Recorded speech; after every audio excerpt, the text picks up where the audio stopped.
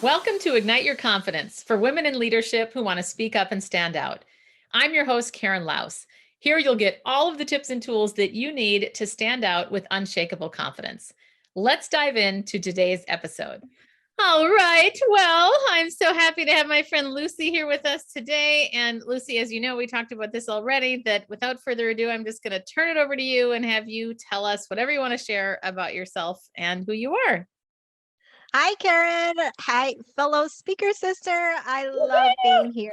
I had Karen on my show, the Lucy Liu Show, as well. And we are both advocates for confidence and living a beautiful life. So I'm so excited to be here. Yes, yes. Well, I'm thrilled to have you. Yes, tell us about you. Tell us a little bit about your background, what you do, and how you help people and all that good stuff. Absolutely. So I personally transformed my own life from feeling overstressed, unhappy, and unhealthy at one point to now living my life of true confidence, joy, fulfillment, mindfulness. So that's what I do. I love to help other women to make that kind of life-changing transformations. And of course, I've made many bold moves in my life in order to make that happen. And I hope by being here, I hope to inspire you to do the same.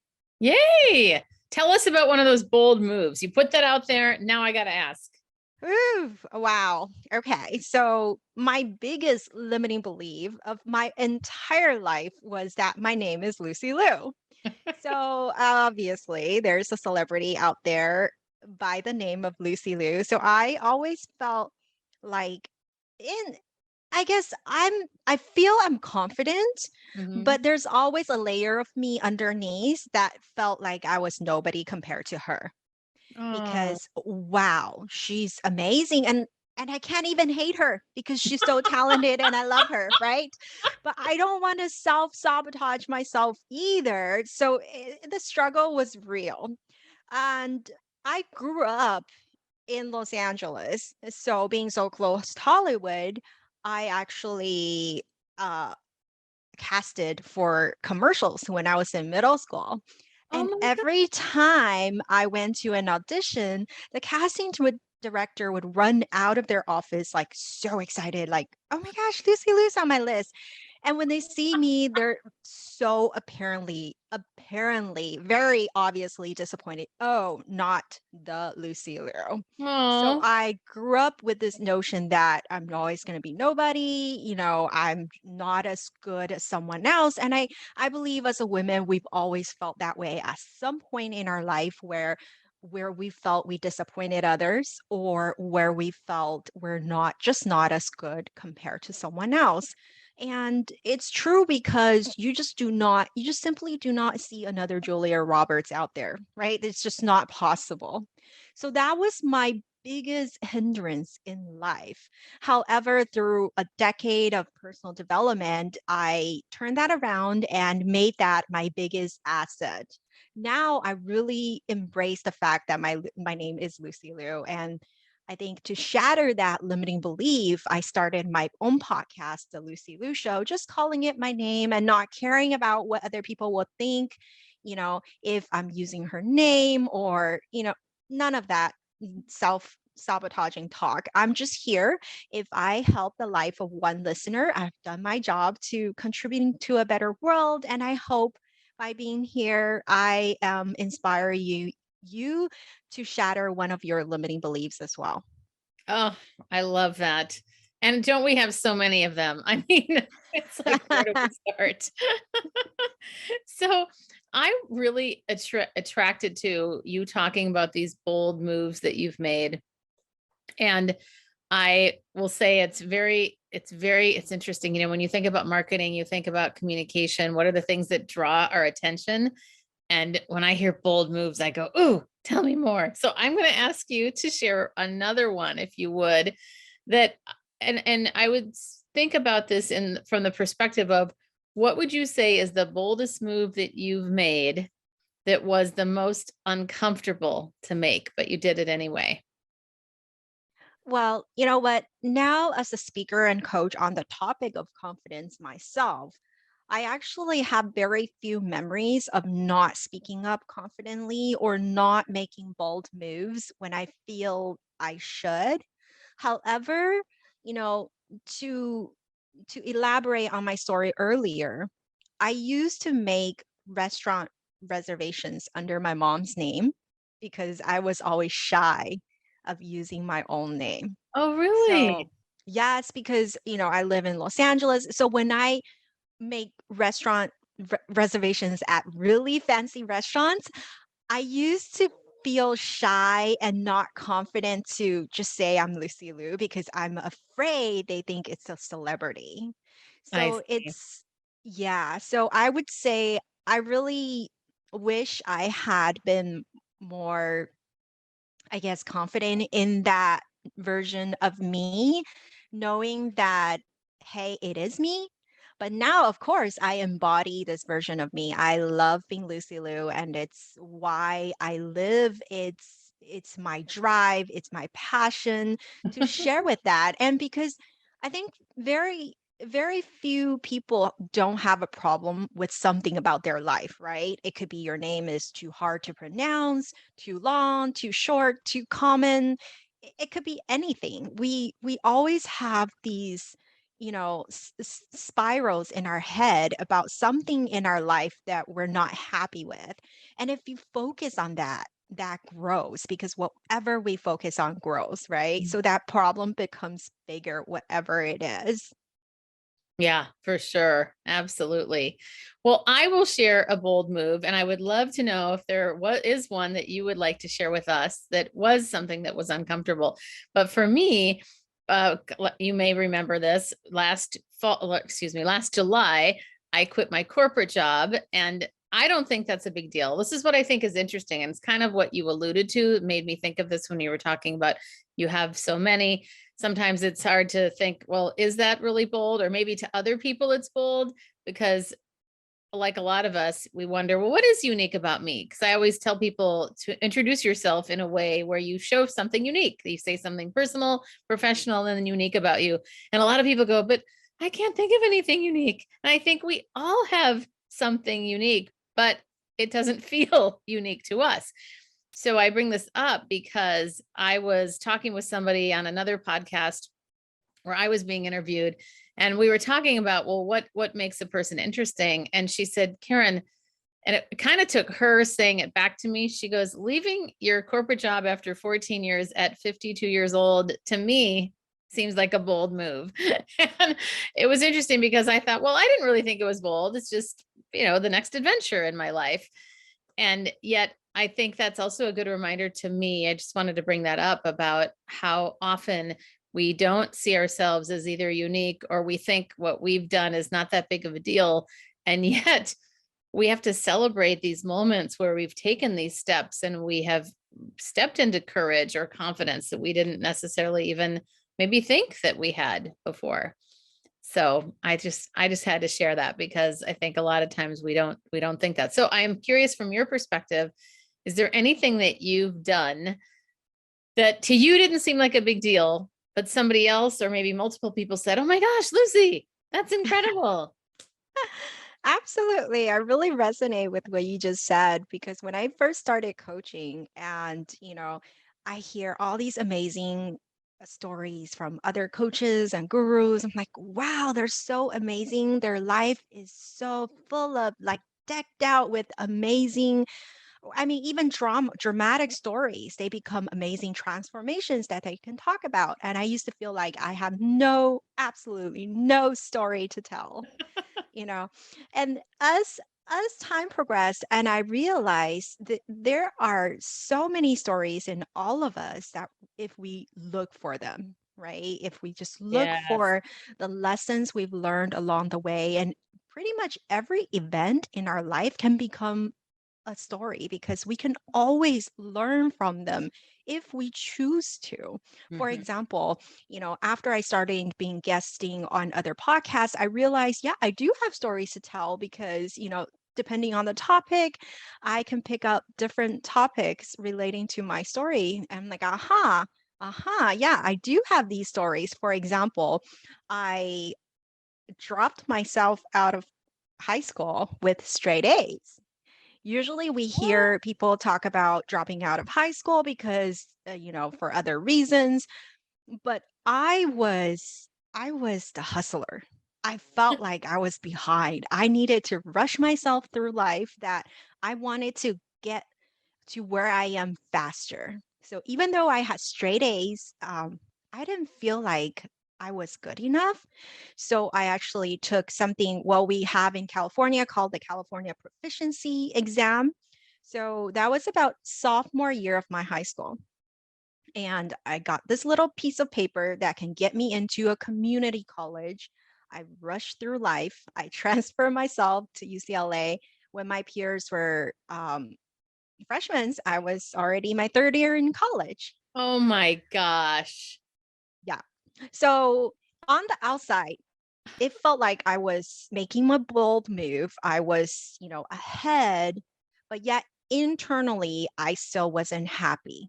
I wasn't aligned, right? I interned at the most prestigious financial office in LA, and my boss were managing funds for $1 million uh, assets like celebrities, A-listers. I know I would be okay financially, but I wasn't happy. So actually, then I made another bold move to give all that up. So I was an econ major, and my life had, I guess I didn't use any of that. I become a Wow. business owner, and now I'm coaching. So it, I just think, go with your purpose in life, right? Go with your Yeah. instincts, do what align with your values and priorities. It's okay to pivot. It's okay to live your life. I always say it's okay. Okay, whatever you want, how you design to live your life. There's no right or wrong. It's your Mhm. life, and you get to decide what you do with it. So, Mhm. yeah, I took many bold moves after all, but in the process, until I really examined those events, I felt like my life was boring. I have no stories to tell. And then, but then we all actually do. It just depends on how you look at those stories, Yeah. right? Yeah. You are the author of this book, and how do you want to write your story? That makes all the difference. And it's all by choice, by your choice. Oh, that's really powerful. So often we forget that we have the freedom of self-agency. Like we actually have the power to choose. And in fact, I tell this story about years ago now, where I couldn't decide about this guy that I wanted to be with, and I'm married to him now. But I remember my therapist said, "Well, what do you want?" And I said, "Well, I don't know what Chris wants yet." And the therapist goes, "No, but seriously, who cares what Chris wants? What do you want?" And that was such a aha for me. And it's sad that it took me that long to have that moment, but I'm really glad that I had that moment at all, because I realized, wow, that's been a big part of my challenge most of my life, is that I grew up thinking that a man has to decide for me, or some authority figure, because basically my dad was the man and the authority figure. And I wanted to share that because for anybody potentially listening, it's really amazing to me how often we put ourselves in this prison without even realizing it. And sometimes it takes that external person to go, you have the power to choose. You can actually say it. And then at the same time, I was dealing with, wow, this is really scary to choose on an emotional level, to make a choice, because what if he doesn't want me? And then how will I feel then? And I think so often people tend to also decide on something because they think that's better for the other person, or they don't want to disappoint someone. So those things are very intriguing to me. And have you heard of Viktor Frankl, by the way, Lucy? No, I haven't. Because he wrote a book called Man's Search for Meaning, and he was a Holocaust survivor. And I wanted to bring it up because I know there's lots of people that haven't heard of him, but he was so fascinating, because when he was in the concentration camps, he made a decision that I am not going to stay here. I'm going to survive. I'm going to get out of here. Unfortunately, his family did not, but he did. And he is well known for talking about, like, if you Google anything related to stimulus and response, you'll see his name, because it's that whole, there's a space between a stimulus and a response, and we have the power to choose that. And what's so cool about his story is that he did survive, and he specifically said they could force me to do stuff that I didn't want to do. They could yell at me or whatever, but he said no one could control my ability to choose my response or how I thought. And given that you talk a lot about limiting beliefs, and that is something that you coach people on, I would love to hear a story or an example of one of your clients or yourself of, I mean, you already touched on it yourself, but is there another example around a limiting belief and how you helped that person get beyond it? Well, let's start with myself. So another limiting belief that I had all my life is that being an immigrant child, my English isn't good enough. Mm, So even though I got straight A's in English class, even though I got myself through a prestigious, somewhat good college, I yeah. still feel that my English isn't good enough. And Even now? yes, even now, I think there's a subtle uh a deeper down layer where I feel like, oh, the grammar is wrong there. I could have said, I could have used a better wording here. So I think that's why I love doing what I do, because I feel like when I talk the talk, I need to walk the walk. So I get to constantly look for my own limiting beliefs to shatter. And I think it's one of the most fun parts of life now that I enjoy doing. And that's why I do what I do, because even though I think I'm not good enough, or my English isn't good enough, I still get to be a coach. I still get to be a speaker. I get to, I co-authored in 2 books last year. I'm an author. Wow. I'm a best-selling author. I'm a paid speaker. So it doesn't even matter if you have these limiting beliefs, and that just proves that those limiting beliefs have nothing to do with what you can accomplish. It's so true. So true. Oh my gosh. I love your energy, Lucy. It's so fun. It's so fun. Okay, let's talk about mistakes. What is an example of perhaps one of your biggest mistakes, or the one that really stands out, and how did you recover? So, since we're talking about confidence here, let's just go with that. Not embodying the confident version of me. So, when I first started coaching, it took me about, I would say, 3 months to think of a name of my business. And obviously, I had no clients, right? Because all I did was think about what I'm going to call my coaching business. So that was my biggest mistake. And, after 3 months, I'm like, hey, this forget what am I doing? I'm just going to embody the confident version of me. It's just Lucy Liu LLC, right? Lucy Liu Coaching. It's just me. And if I Right. show up as me, people are just going to love me. And guess what? When I, put on my website, lucyliucoaching.com, indeed, that's when I had my first couple clients, right? I love it. So and I think it's something I've seen with many of my clients as well. They have dreams hidden for 1 year, 2 year, or even 10 years. And I think the biggest problem is they're seeking validation. And I think Mhm. many of us do, because we're always seeking external validation. We Yeah. have this idea inside of us, but we're so afraid to let it out until someone validates our idea. But unfortunately, unless you're working with a coach who's cheering you on, many of the people around you are not going to validate your idea. They're going to shatter your ideas. And guess what? Because you don't have the same goals. You don't Mm, share the same values and priorities and goals and visions of life. So, of course, they would not share the same energy as you. And in turn, that's why I really encourage everyone to get a coach and work on your goals, because then your coach would share the same vision as you. mm, that's really great. Yeah, isn't it so important to be aligned with vision? I mean, boy.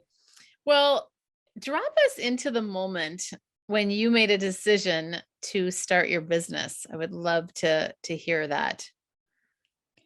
Well, actually, so after I left my finance career, I actually moved. Oh, that's another bold move. I moved to Asia Oh with my my gosh. boyfriend at the time. I married to him. He's Taiwanese, so I moved to Taiwan, a country I've never been to. Another more bold move. We worked for his family business and then we started our own business. And to be honest, I never knew coaching was a career. Hmm. I always felt like speaking was just non-existent in my life, right? Being an author, not, never thought about that. And I think everything really started, I would say, when I first realized that coaching was a career. Well, I do believe it's more than a career, it's actually a calling, like Oh, I life like that. purpose. I definitely feel called to do this for the rest of my life until I take my last breath. But I would say I definitely confidently showed up on my first podcast interview as a guest. I Oh, remember my palms were sweaty, my heart was racing. I was so nervous, and it was only for a really short 10-minute audio interview that was pre-questioned. So I oh got wow. really lucky, but yeah, I was still so nervous for this interview. And then when I got off of that very first interview, I was just my eyes opened. I think my life lit up by then. I'm like, I love this. I would love to Oh, do this for a living, right? So we were so I was having trouble sleeping for like 3 days, right? To be honest. But yeah, it just light up my life. And that led to me starting my podcast, and that led me to wanting to speak and guesting on dozens of interviews. And it led me to meeting amazing people that led to my co-authoring opportunities. So it's really, I feel like if you're looking for opportunities, they're always there instead of finding excuses to, not live your life. wow. Wow. Isn't that the truth? Wow. Beautiful wisdom. I love it. Well, what advice? Well, two questions, twofold. What's the best advice you've ever been given? We'll start there. And then I'd love to ask what advice you have for others, but I'll reframe that when we're done with this. Okay, so let's start with the best piece of advice I got that I took in, and it's my life motto now. And it's there's always a way. Mm, When you truly believe it down to your core. I mean, I believe it to every bone of my life. It's like flowing in my blood. It's carved on my bones. It's in every fiber of my being. Like that's how hard I believe that there is always a way, so that that keeps me positive, and that keeps me perspective, because life is all about perspective. For example, when COVID hit, yes, anxiety hit, but because I truly believe there is always a way, I know there's light at the end of the tunnel, right? Because when we're in a tunnel, it's dark. Yeah, you can't see over the next bend. It sucks. But if you truly believe there's light at the end of the tunnel, you just keep your headlight on and you just go with the bends, the curves, the ups and downs of this tunnel, and it'll get you to your destination. that's a beautiful analogy. I like that part about the twists and turns. I don't think about a tunnel being twisting and turning, but you're right. It is so good. Well, what advice would you give to a woman listening who is doubting herself right now and really wants to have more confidence, but isn't sure how to do it? Hmm. Well, then I would love to pass this motto to you as well, that believe there is a way. And on top of that, believe that blessings are coming.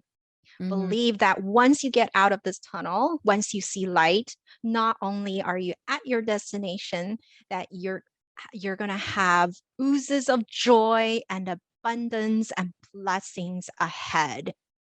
oh, that's so beautiful. Oh my goodness. Well, what else? what have I not asked you that you would like me to ask or that you would like to share? Well, why don't I share my favorite quote? Yes, please. Yesterday is history. Tomorrow is a mystery. Today is a present. Today is a gift. That's why we call it the present. Love it. Yes. Tell us what that means to you. Oh, actually, it means so much because it can work on any topic, right? You can Mm-hmm. think of it as confidence, Mm-hmm. live in the moment now, enjoy this moment, whatever you're doing, just live it. It can mean mindfulness, spending, for example, the holidays coming up, right? Spending time with your family is going to be so much more important than any home decor, cooking, the little details Yeah. in Christmas, in the holidays that overwhelm us are, they're not even important, right? Camaraderies of friendship and just being present. That's the best gift of all, because years down the road, no one's going to remember what you cooked, what extravagant It's gift you so bought true. them.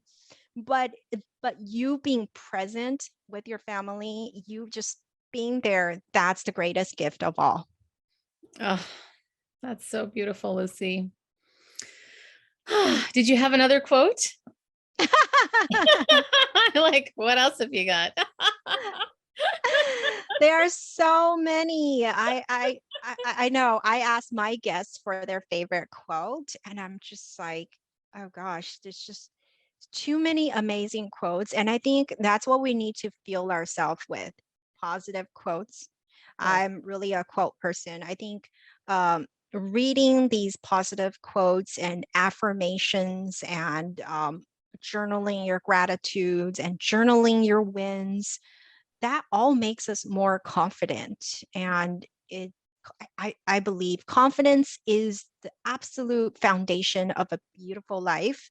It's the pillars of your business, it's the pillars of your life, and you just cannot live life without confidence. And anything else you want in life, you want more joy, your happiness, you want more life purpose, you want to be resilient, and that all starts with being confident and knowing that you have the power. Like you said, you are the self agency, that you have the power to do exactly what you put yourself out there to do. Amen. I think that's a great place to end. It is so true. Well, Lucy, it's been such a pleasure to talk with you again. And I'd love to have you share where we can reach you. Absolutely. Come say hello on Instagram, Facebook, Twitter, LinkedIn, Facebook, everywhere at the same handle, MSLucyLiu. That's Miss Lucy Liu. And I'm at lucyliucoaching.com, and check out my podcast, The Lucy Liu Show. It's a weekly filling station, very short episodes for your mind, business, and life. Wonderful. Well, thanks again, Lucy, for being here. We'll Thank see you you for next having time. me. Yeah, of Yay! course. Yay. And that's a wrap of another episode of Ignite Your Confidence. I'm your host, Karen Laus. Thank you so much for listening. If you loved today's episode, please subscribe and leave a review. It helps other people find the podcast faster, and it certainly helps me. If you're interested in more tips and tools around confidence, please join me over in my Facebook group called Ignite Your Confidence with Karen Laus. Remember, you too can stand out with unshakable confidence.